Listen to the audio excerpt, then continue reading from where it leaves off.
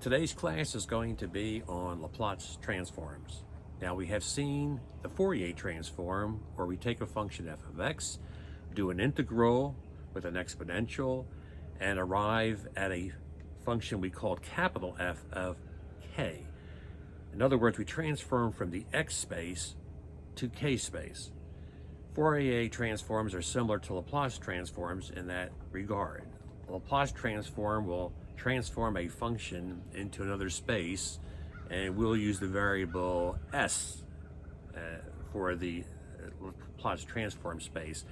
And here, when we do this, there's a very, very important application with differential equations. You take a differential equation, you do a Laplace transform or a Fourier transform, and the differential equation is transformed into an algebraic equation or in another space. The differential equation looks like algebra now. It is algebra in the space of the transformed variable and function. So then you solve the algebraic equation. We all rather do algebra than differential equations, right? And then after you solve that very quickly, you then either inverse transform in the case of the Fourier transform, but with Laplace, it's practical to just simply look up in the table of Laplace transforms, find your transform function, and then use the table to transform back to the regular space. Marvelous. So we're going to be doing that today. We'll introduce the Laplace transform. I have some inspiration from Dr. Maddock at MIT, who has great videos in mathematical physics, mathematics. And then we're going to look at the Laplace transform, apply it to differential equations, and also make our own Laplace transform table. Class Q. Laplace transforms.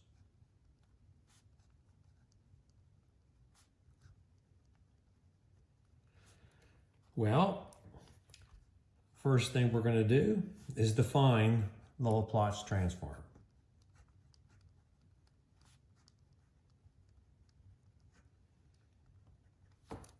I learned this trick from Professor Maddock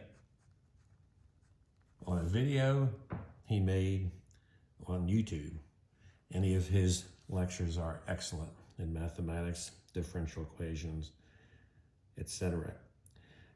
So we start with a power series. Say A of x is going to be written as a power series as we go from 0 to infinity, a sub n, x to the n. And the trick is to go to an integral. Now this trick we've used before often, and that is to consider delta n as 1 and put that in there. And then we go to the integral by 3 steps. Step 1, delta n becomes dn, and then 2, we rip off the subscript, or subscripts if there's more than one, for n, and then a sub n becomes a function of n, where n is then continuous. 3, we change the summation sign into a snake. So if we do that, we then get the integral from 0 to infinity, a as a function of n, continuous variable, x to the n, and dn. And now comes the trick of Professor Maddock. We write x as e to the log, natural log of x. Now think about this. If you take the log, natural log of both sides, then you get the natural log of x.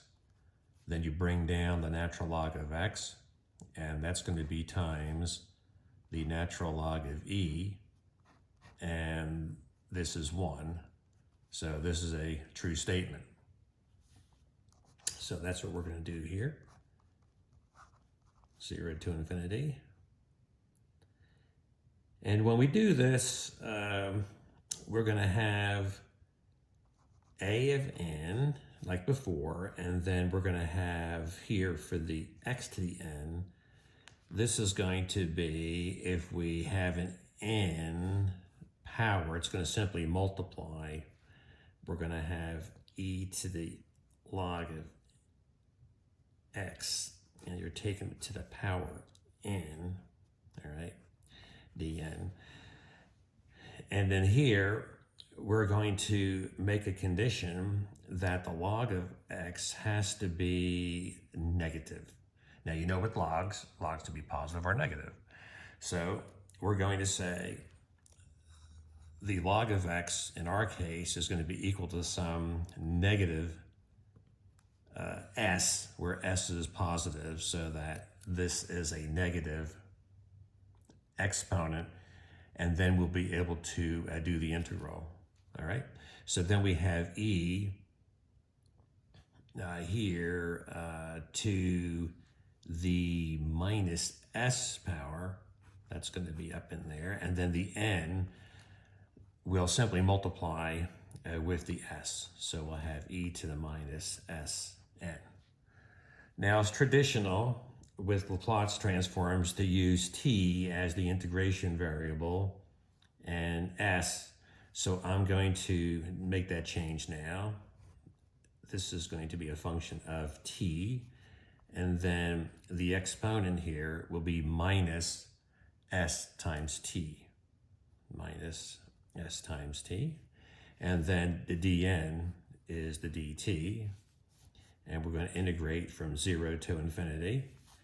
And then we're going to call the transformed function here, we're going to call this capital F, and then the x here is basically the s variable now. So this is going to be our Laplace transform.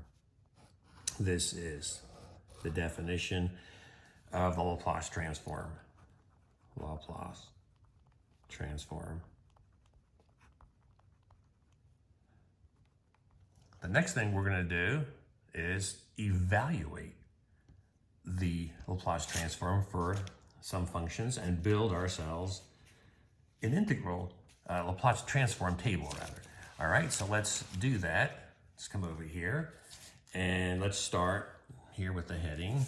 This will be Q2, evaluating Laplace transforms. All right. The first one we're going to do is a very simple one. F of t is 1. Very simple function. So then the Laplace transform would be, we integrate from 0 to infinity of 1 times e to the minus st. And this integral is very easy to do. This would be minus e to the minus st over a minus s. Now, I always like to check these to make sure that I'm doing it right, and it's easier to take a derivative. Here, let's put the minus sign with the s. I think it's easier to see there. I had 2 minus signs there, take one away.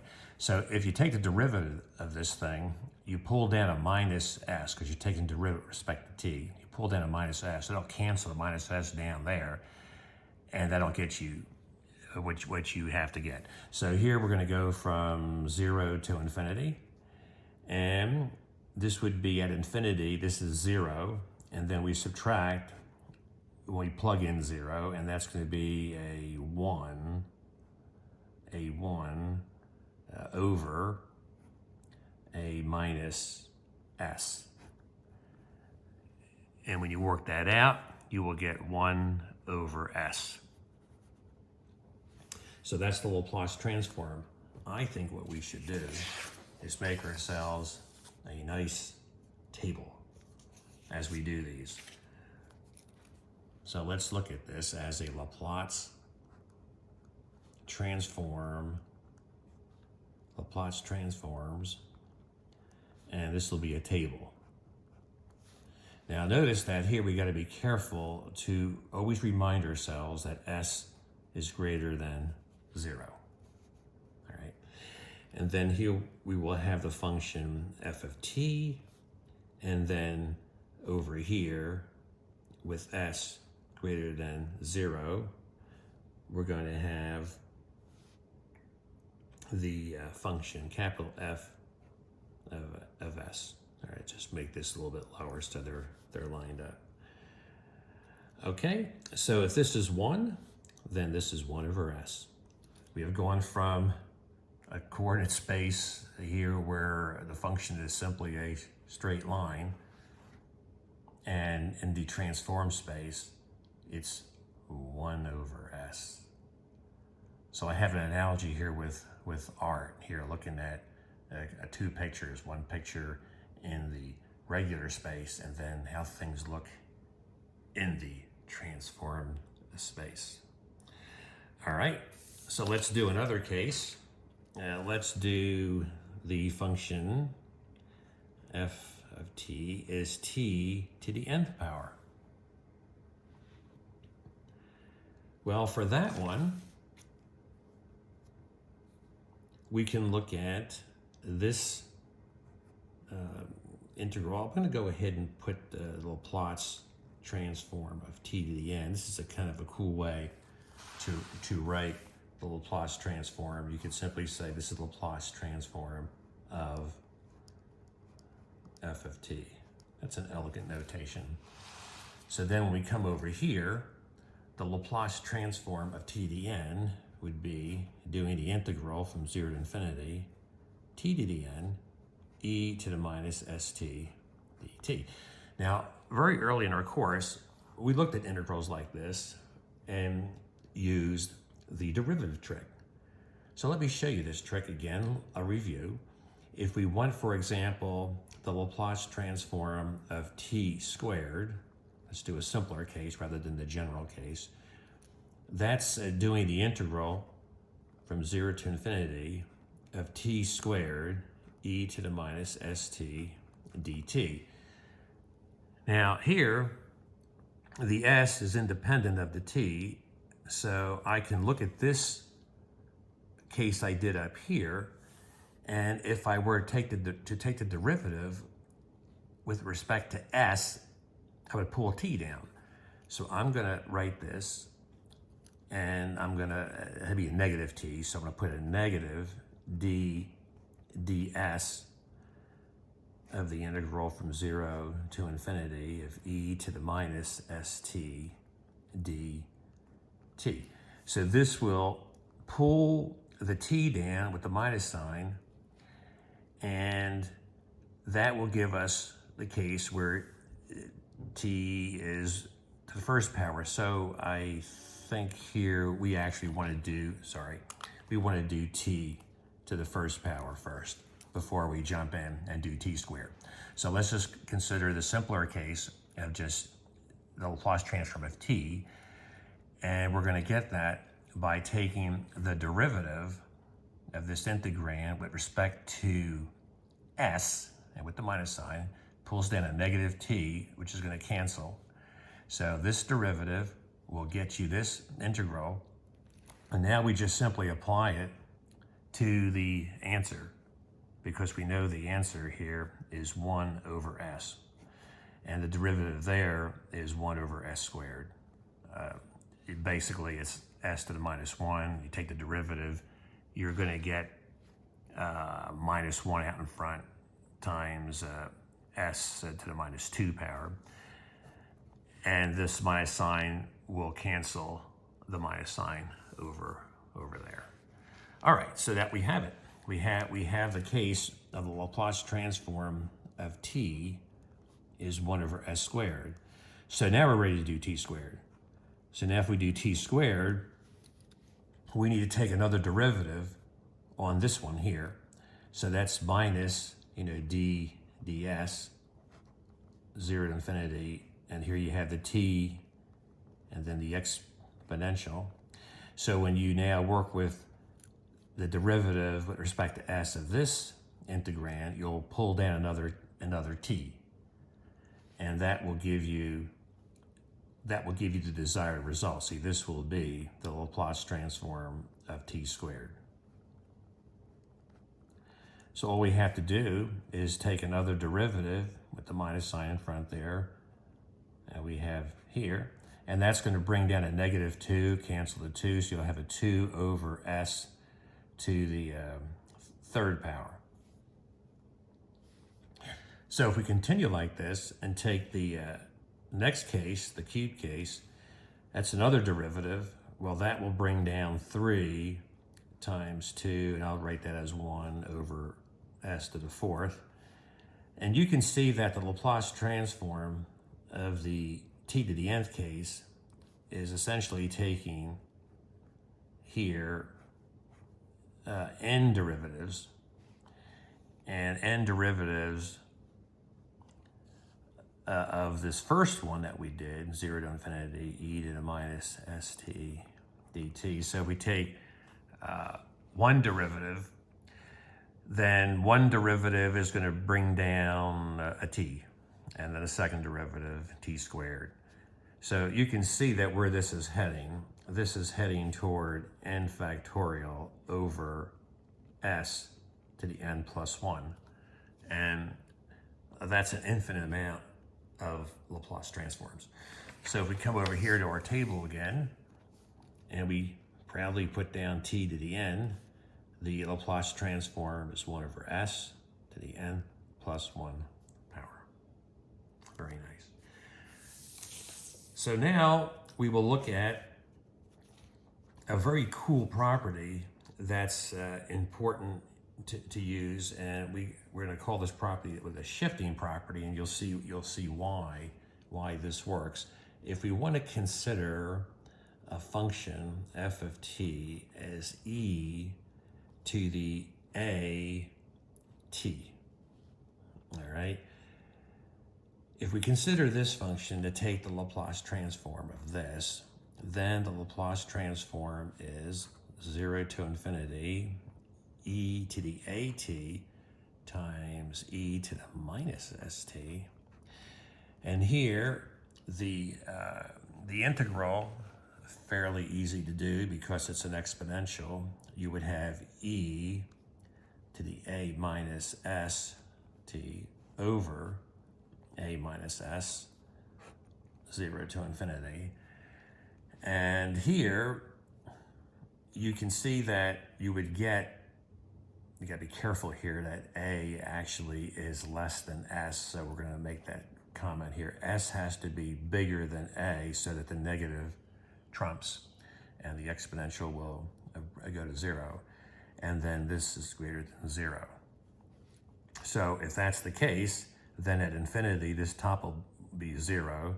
And then if we subtract here, we will get, for the case where t is 0, will be 1 over a minus s. Notice that a being greater than 0 and s being greater than a, make sure that a is never equal to s, which would be embarrassing. We don't want that. So this here gives you 1 over s minus a. Now that's very, very cool, because what that has done is it's basically taken the result that's similar to the one we had above with the 1 over s, and it's 1 over s minus a.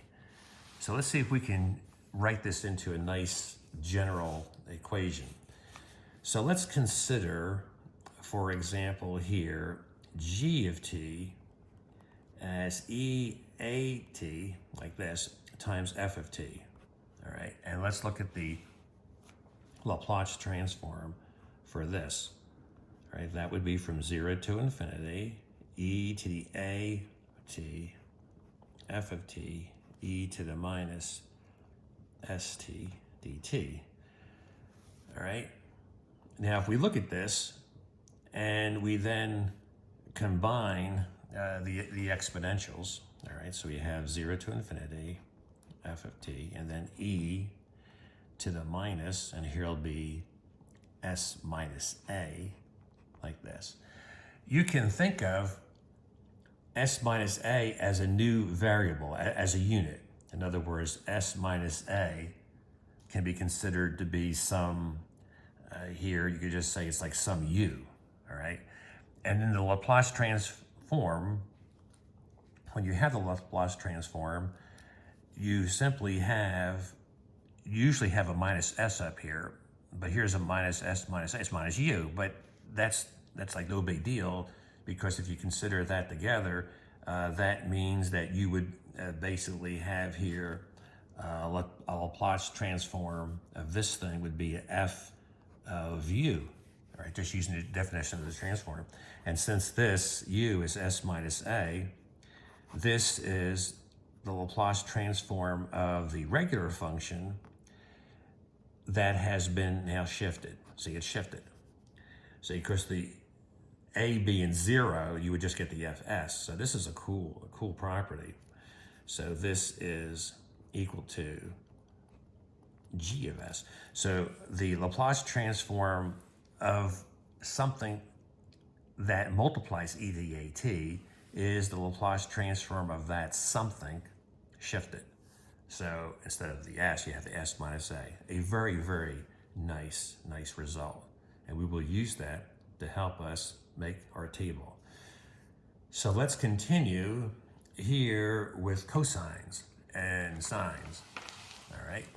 So if we do that, we're going to consider the function to be a cosine of omega t and the sine of omega t. And then we're going to use a trick we learned in the first week of class, and that is the real imaginary trick, which helped us do integrals.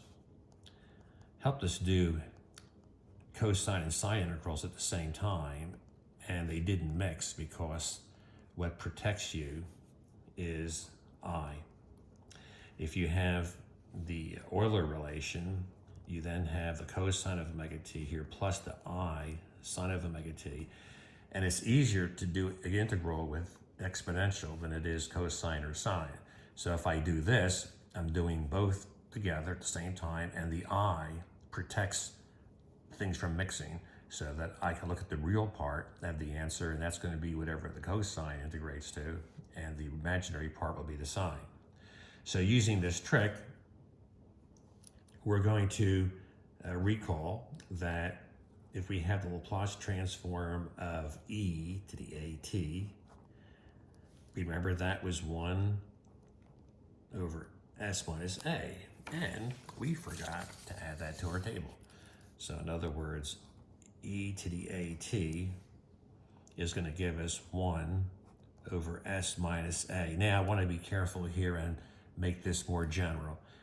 S has to be greater than a and has to be greater than 0, which is what we decided earlier to make things work. So we should put that at the top here in our table. All right, so here's the table. All right. And we have several. Now we're going to add to this list the cosine of omega t and the sine of omega t. All right.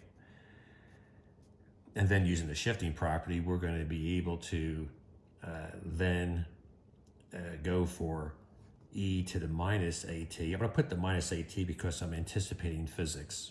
That's an oscillation that dies down. And then e to the minus at sine of omega t.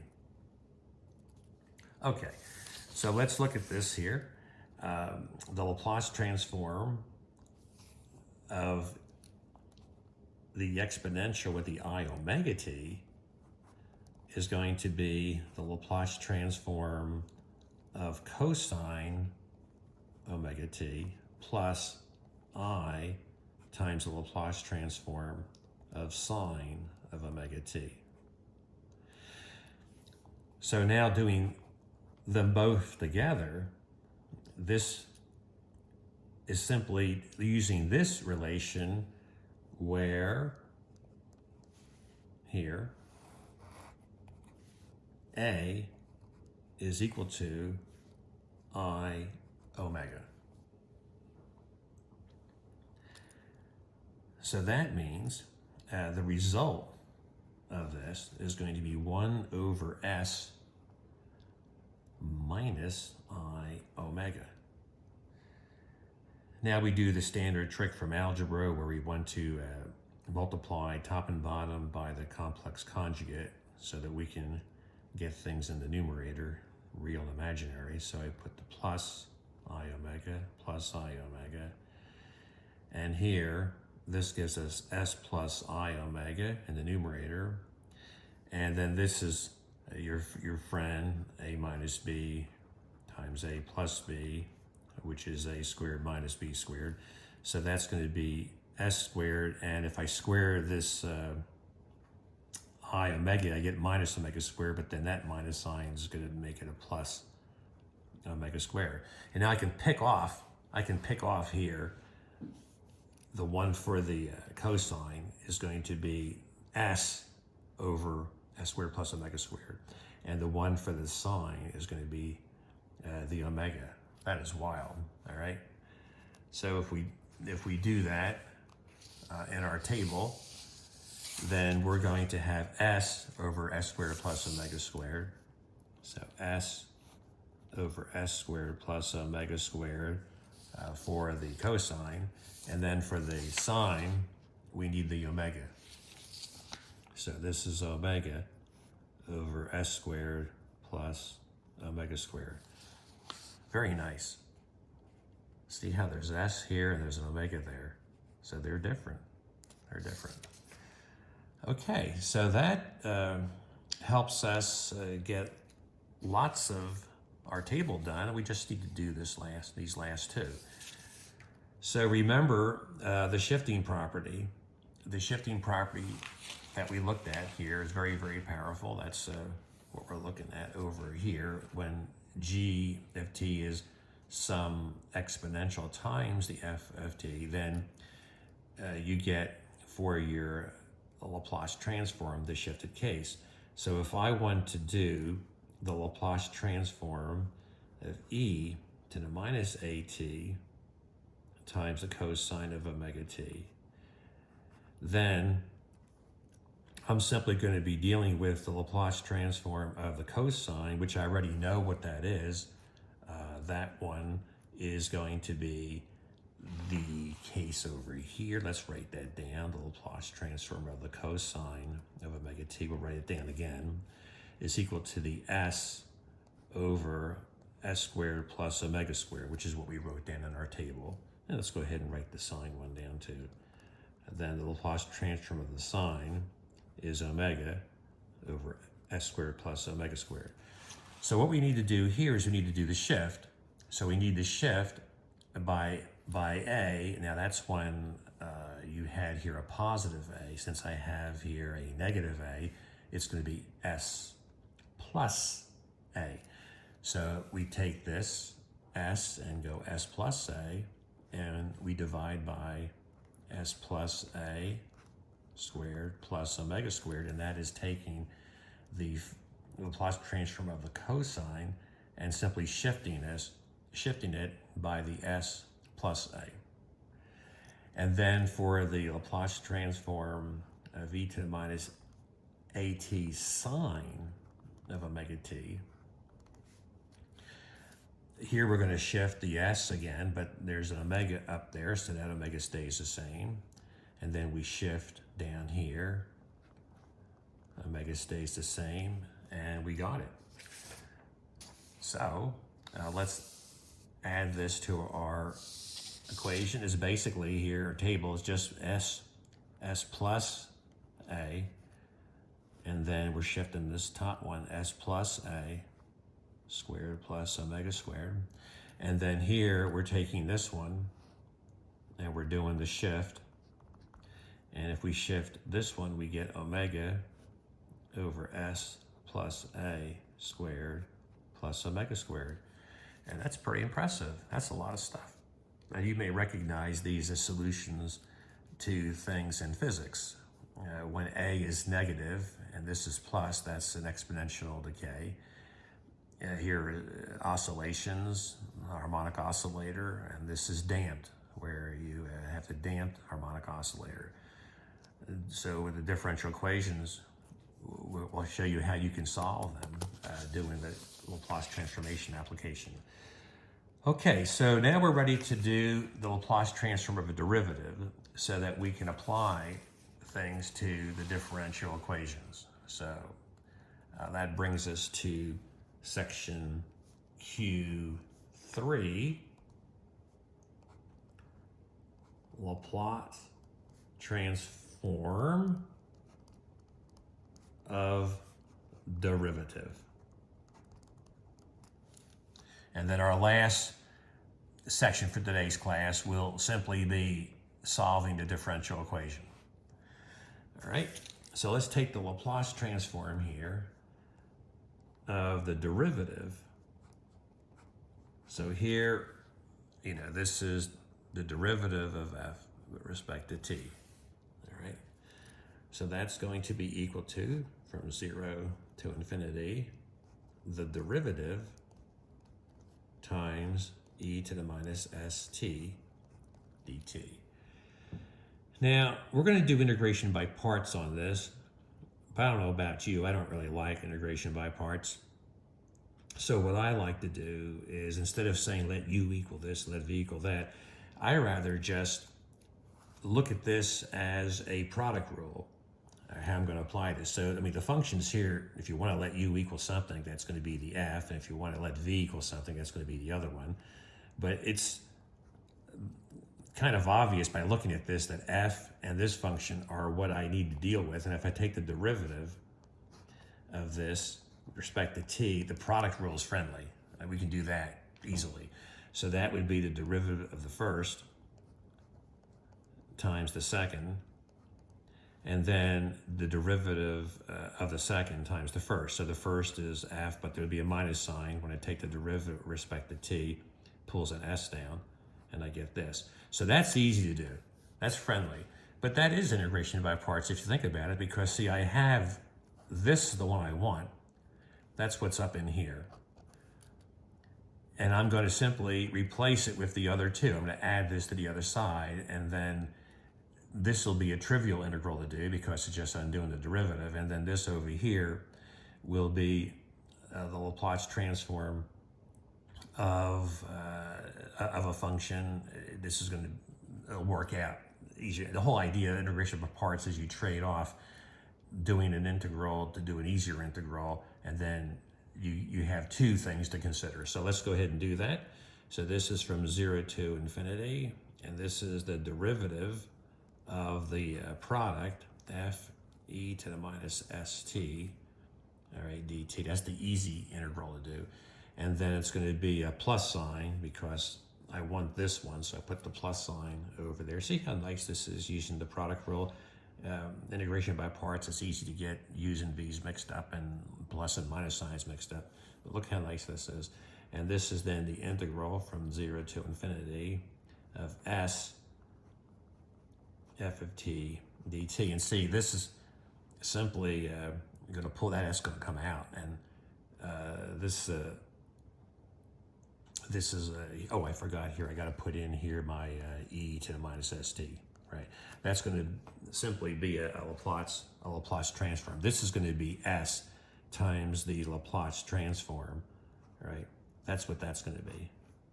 That's going to come out fairly easily. See, and this one's going to come out easily also, because this one's just going to lift everything, f e to the minus st, from 0 to infinity.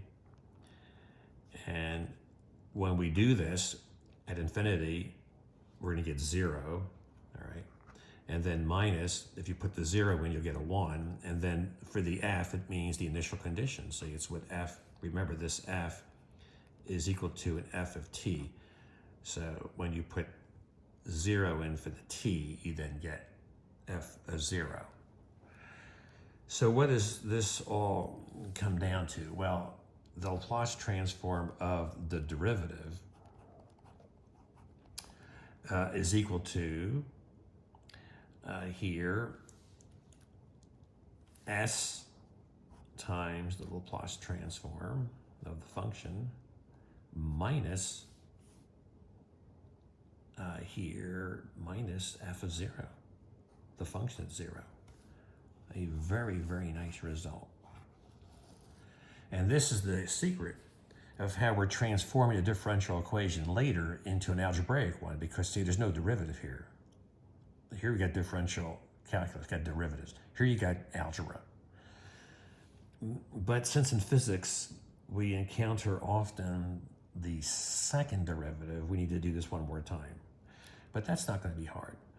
If we take the Laplace transform of the second derivative, the trick is here to consider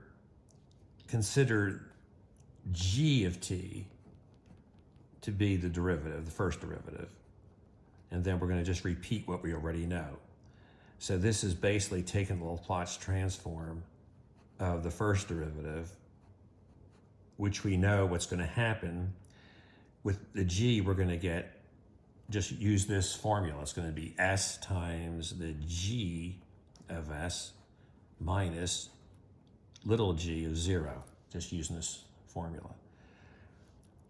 But what is the g of s? Well, the g of s, since that is the first derivative, we already did that. That's s times f of s, big F of s, minus little f of 0. That's simply, this is your g right in here. So this is the g sitting right in there. So that is the answer. Just replace the s with g's. And that's what we did there. And then now, I'm sorry, here, this g of s, no, this g of s actually is this. So just copy. It's even simpler. So the g of s, this whole thing here, is our g of s. And we just simply copy this down in there. And now we have to multiply this stuff out and to get the result. And that would be for the Laplace transform of the second derivative. All right, that would be here s times s, s squared, and then capital F of s, and then minus. Now, what is this g of 0? Well, g of 0 would be here simply the derivative of the f function evaluated 0. So g of 0 is simply the derivative of f evaluated 0. So when we come in here and have, let's see, the s squared times this, we have to do this one next. Before we get to the g one, we have to do s times this one, then we'll get to that. So s times this one, so this is the minus sign there, and s times f of 0. And now we're ready for this minus sign here, and now we're ready for this. That's it. Now we're ready to solve some differential equations. That's awesome. Transforming derivatives into algebraic relations here. All right, so now it's time to do it. To do differential equation, do one example.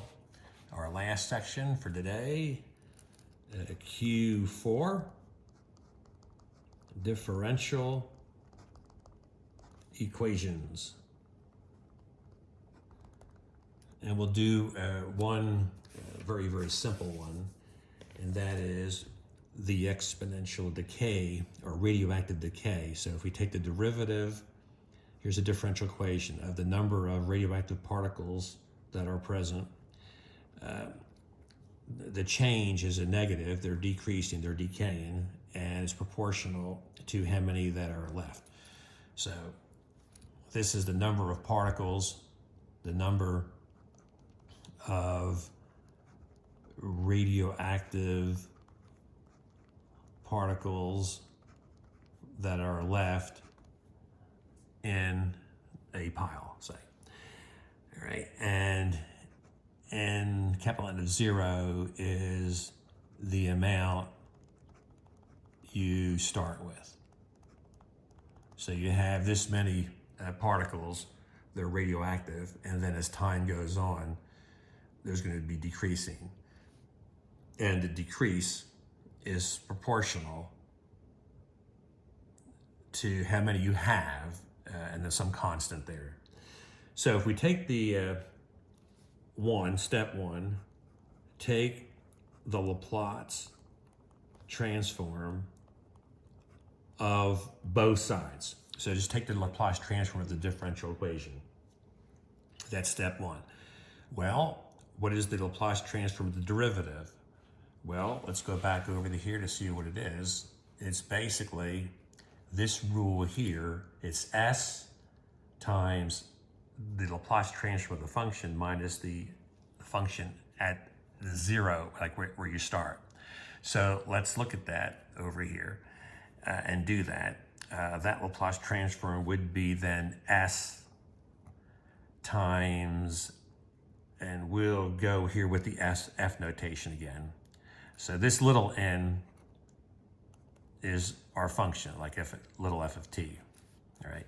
So this is going to be the Laplace transform, and then we need to subtract the initial condition, which would be the function and at 0, and that has to equal minus lambda, and this is the regular, just simple Laplace transform of the function. And now this is the algebraic equation, all right? Sorry. So let's solve the algebraic equation here. Very, very easy to solve this algebraic equation. What we're going to do is have s times f of s on this side and add lambda times f of s.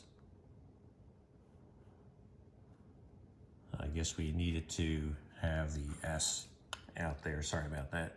Let's go ahead and take this off. All right. So we have brought this on the left side, and then this is going to be on the other side, n of 0, the initial condition. So now here you have s plus lambda times f of s. All right. This is the algebraic part. We're doing algebra.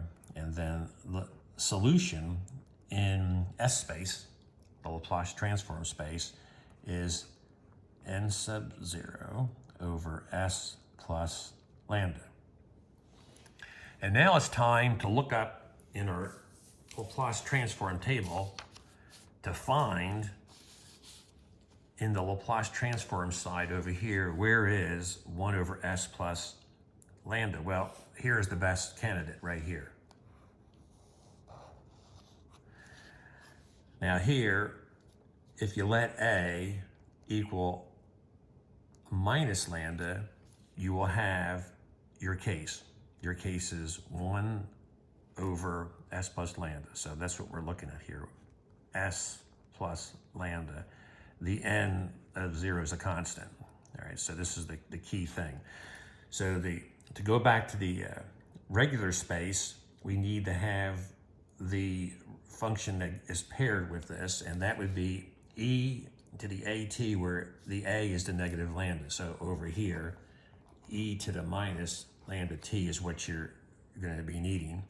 So in transforming back to the regular space, this transforms back to function n, and this is a constant that simply goes there for the ride, and then you have the e to the minus lambda t, and that's our familiar decay law. Isn't this cool? We solve the differential equation by doing algebra.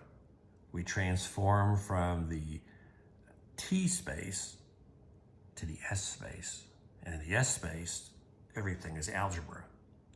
We do the algebra, and then we transform back to the t space, and we have our answer to the differential equation. Now, it's always good to check my notes because sometimes, there is a misprint, in the notes here I don't catch because we don't have you in my class so that you can correct me like when I make a mistake.